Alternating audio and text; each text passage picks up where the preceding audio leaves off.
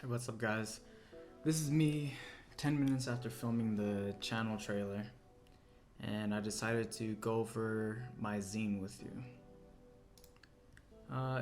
It's a collection of work I've made over the past year. It's just abstract art.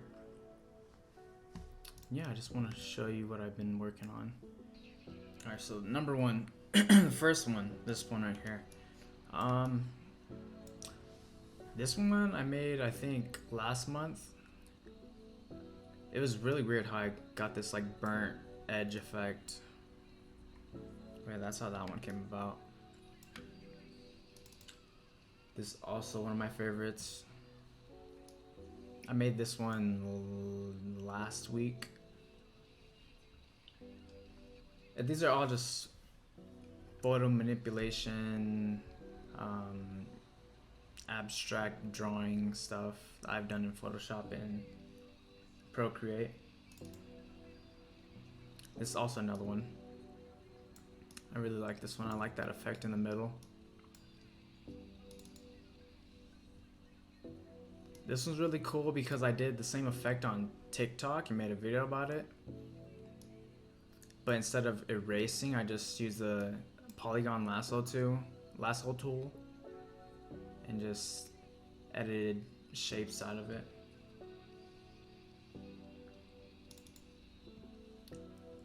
Ooh, this one actually doesn't show up. This one is interesting because I'll actually show you what it's supposed to look like.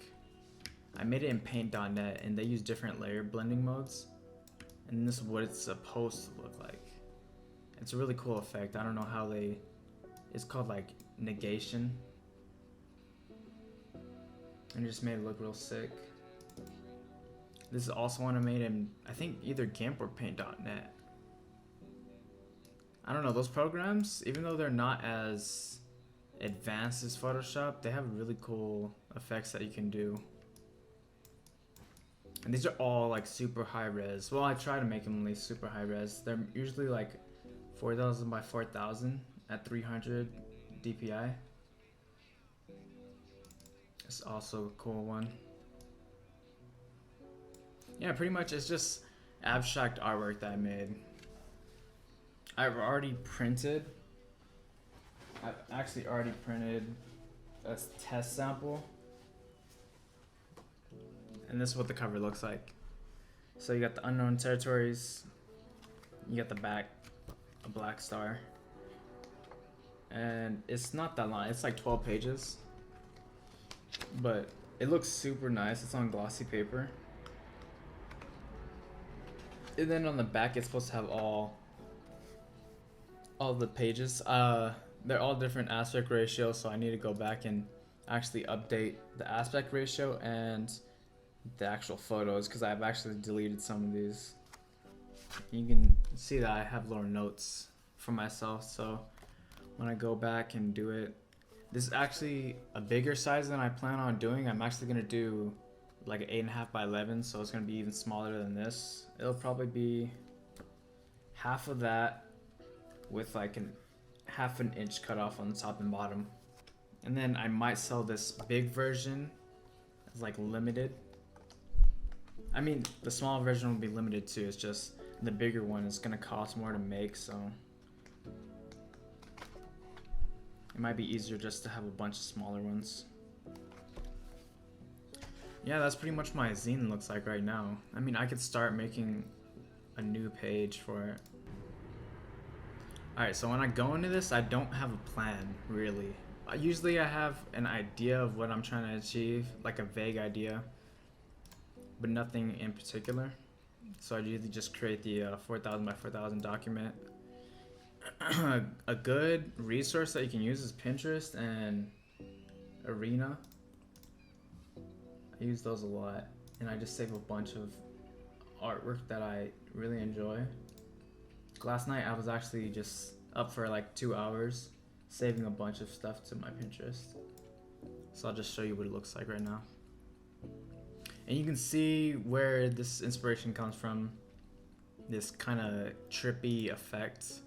I actually looked at this guy's photography, John Vincent Simone, and yeah, this is pretty much a huge inspiration. There's another artist that I've seen, but I don't remember his name. Oh, this one right here. This is kind of what spurred me to want to create abstract art at the beginning of the year. And I had an iPad, so I was really using that every day. And it just evolved from the iPad to the desktop.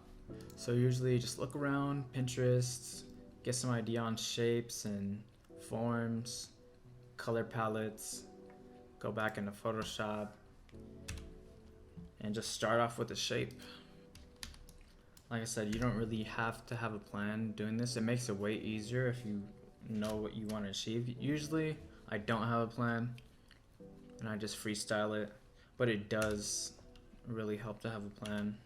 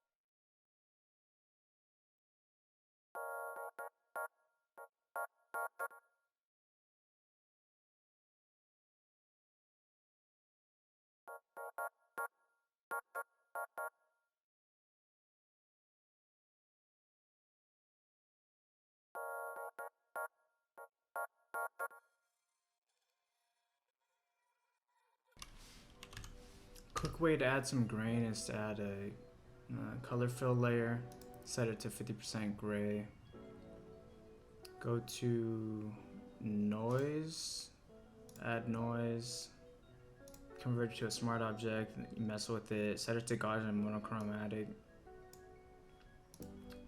and then set that layer to, I think, overlay, soft light. You can mess with whatever blend emoji you choose, but that's what effect it gives it.